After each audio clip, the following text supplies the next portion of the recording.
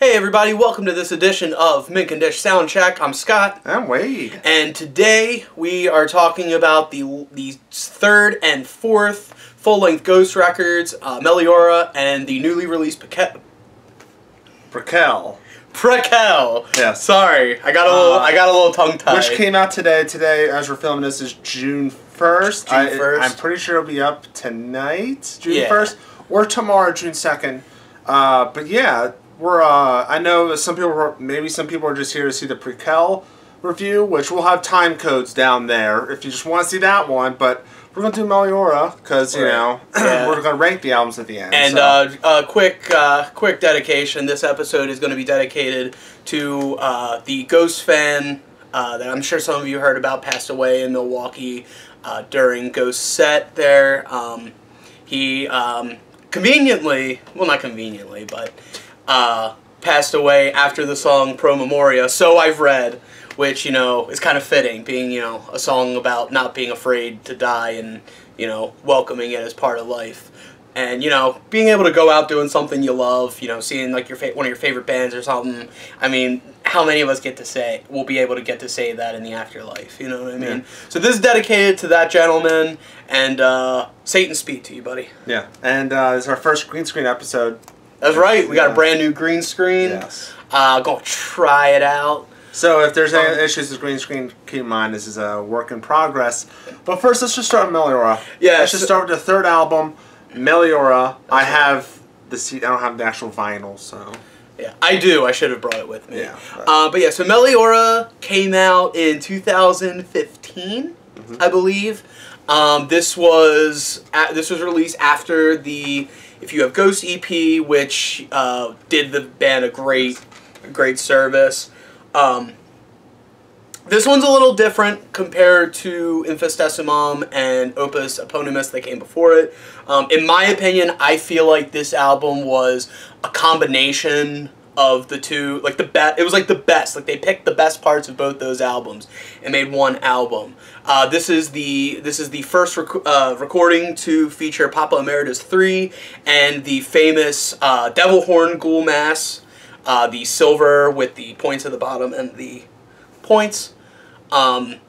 Personally, I thought that was a great look. To this day, I think it was one of their best. It was their best look for the band. And the cover is Metropolis. Yeah, it's themed after Metropolis, which if you know the movie and what that's about, the theme of the album was kind of very similar to that. The theme being, you know, something better, a better life. I mean, that's literally what it translates to.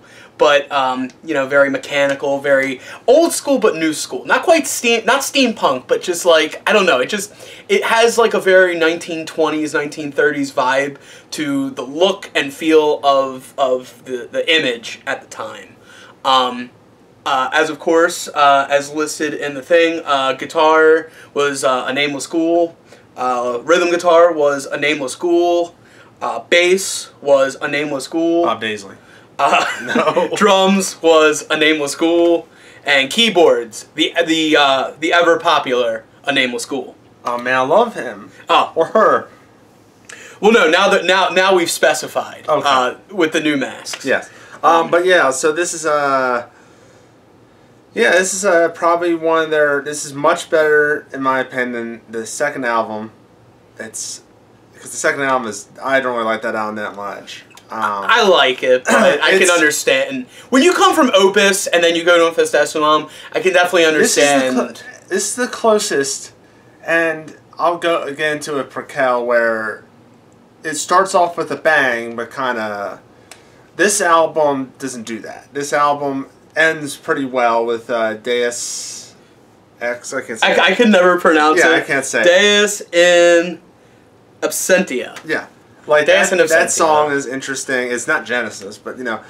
So I think it has a nice tone. I think it's like at this period of that time, that period of Meliora, that was Ghost at its peak at what that iteration of Ghost. Yeah, and I think also, like, I like to think of this to steal a phrase from Kevin Smith. I feel like this is like the pot of Ghost. This is the marijuana of Ghost. This is the gateway. This is the gateway album. Yes.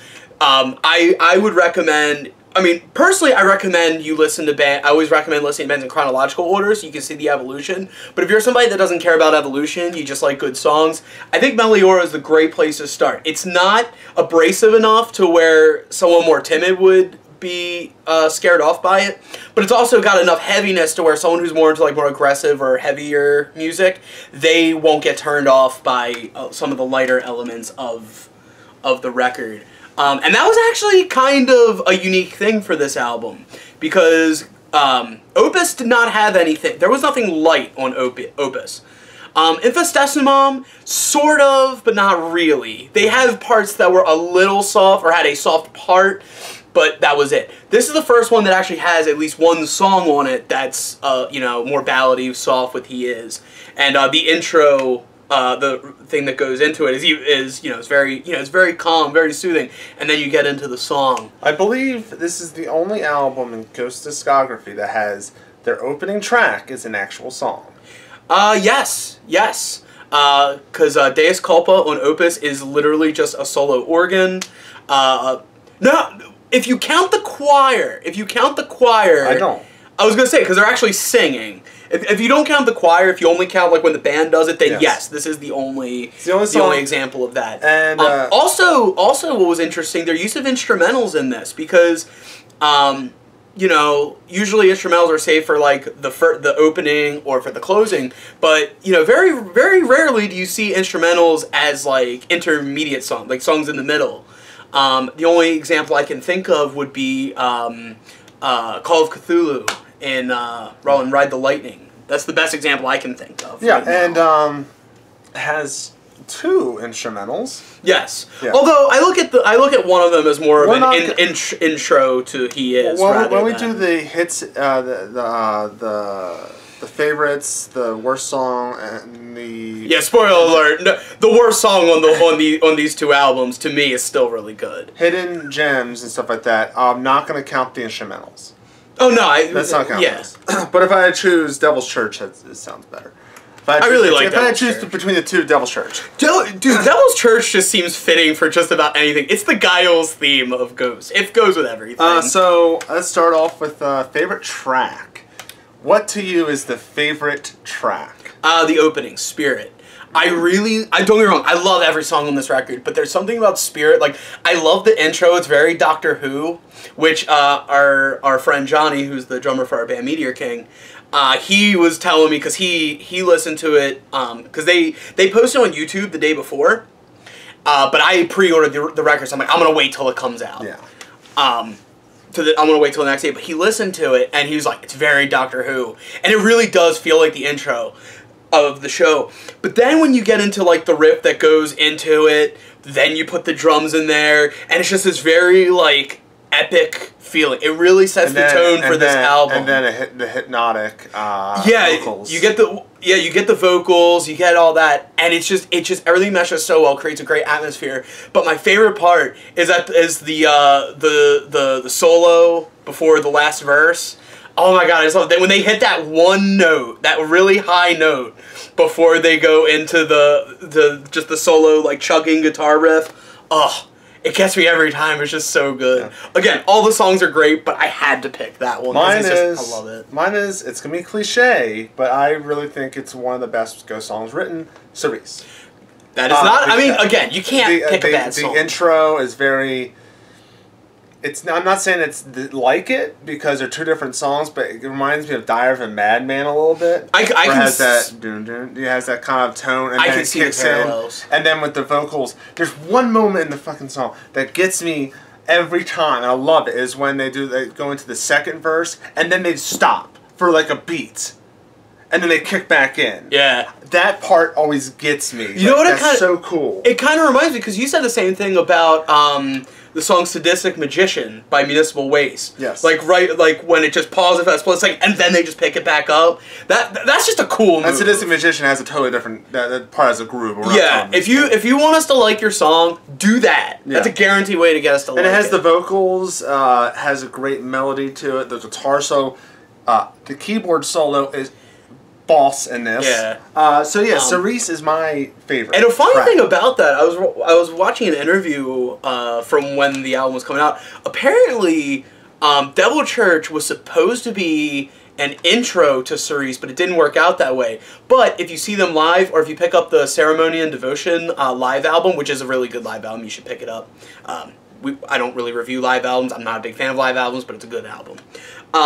You can actually hear what I believe to be the connection. I don't know if it's on there, but like the way they do Cerise live, there's like this little like extended intro that they do, and I have reason to believe that was supposed to connect with Devil Church, was supposed to connect to that, which then connected to Cerise. What do you think is the miss of this album, or the worst track? If I had to pick I feel like we got the same one. If I had to pick a least favorite track, it would be Majesty. Oh, mine's totally different. The reason being is it was one of the singles, so theoretically you would think I would like that song the most.